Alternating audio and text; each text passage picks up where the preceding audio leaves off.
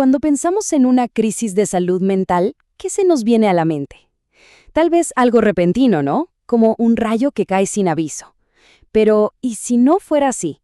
El análisis de hoy nos va a mostrar que la historia es, bueno, mucho más compleja y lo más importante, mucho más prevenible de lo que creemos. Y aquí va la pregunta del millón, ¿no? ¿Una crisis de salud mental es algo inevitable, como un destino ya escrito? ¿Estamos condenados a colapsar cuando la vida se pone cuesta arriba? ¿O quizás hay algo más, algo que se nos está escapando? Y la respuesta, miren, es bastante reveladora. A menudo no está en nuestra biología, no, está en nuestro entorno. Piénsenlo así, no es un destino, es un camino que se va construyendo, para bien o para mal, por el mundo que nos rodea, por la gente que nos apoya o, y esto es lo duro, por la ausencia de ese apoyo. Bueno, para entender esto mejor, vamos a meternos de lleno en 3 historias. 3 caminos que, aunque empezaron en lugares muy distintos, terminaron lamentablemente en el mismo destino, una crisis grave. Y en cada uno de estos caminos, la clave, el punto de quiebre, fueron esas primeras señales que nadie vio o que nadie quiso ver. Comencemos con el primer caso, el de una mujer de 45 años, la cuidadora. Seguro conocemos a alguien así, esa persona que se dedica en cuerpo y alma a cuidar de un familiar. Es un rol admirable, claro que sí, pero ¿a qué costo? Sobre todo cuando no hay nadie que la cuide a ella. Miren cómo se fue desarrollando esto. Es alarmante. Todo empieza con algo que muchos podrían ignorar. Cansancio constante. Ya no le interesan las cosas que antes disfrutaba. Pero aquí viene lo crucial. Su entorno, su propia gente, normaliza ese agotamiento. Es normal, estás cuidando a alguien. ¿Le suena? Esa simple frase, esa falta de reconocimiento, fue la chispa que encendió todo. Y de ahí a una depresión mayor que la llevó al hospital. Ahora, el segundo caso. Un chico de 17 años. Y su historia es el ejemplo perfecto de lo peligrosas que pueden ser las etiquetas. Su entorno lo tachó de rebelde. Pero esa rebeldía era en realidad un grito de ayuda desesperado que nadie escuchó. A ver, ¿cómo pasó esto? El chico empezó a alejarse de sus amigos, de sus hobbies, dormía mal. Señales claras, ¿no? Pero la respuesta de la escuela, en vez de ser ¿qué te pasa?, fue el castigo, más presión. Y esa presión fue la gota que derramó el vaso, el detonante de un episodio psicótico agudo. Una verdadera tragedia, y lo peor es que se pudo haber evitado. Y vamos con la tercera historia. Un hombre de 35 años, un profesional exitoso, de esos con un trabajo de muchísima presión. Su caso es un espejo de nuestra cultura de la productividad a toda costa y de cómo esa cultura puede literalmente rompernos. En su caso, todo empezó en el cuerpo. Taquicardias, problemas estomacales, su cuerpo le estaba gritando que parara.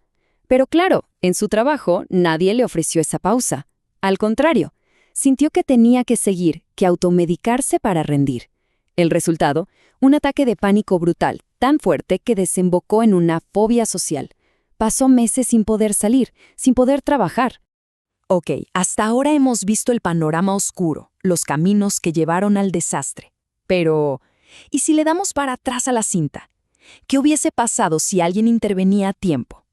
Ahora vamos a ver justo eso, el poder increíble de una ayuda oportuna. Volvamos con la cuidadora. A un lado, la realidad que vivió. Al otro, lo que pudo ser.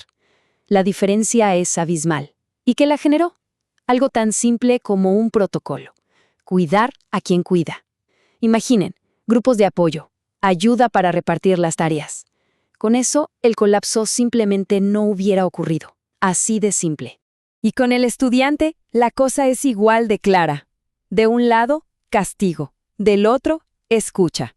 En vez de aplastarlo con más presión, un sistema que de verdad apoya le hubiera bajado la carga de estudios, hubiera intentado entender qué le pasaba. En ese mundo, el brote psicótico sencillamente no existe en la ecuación. Y para el profesional, el cambio de enfoque es clave. La intervención a tiempo no lo ve a él como el problema, ve al sistema como el problema. En vez de decirle, aguántate, se modifica el trabajo para bajar el estrés.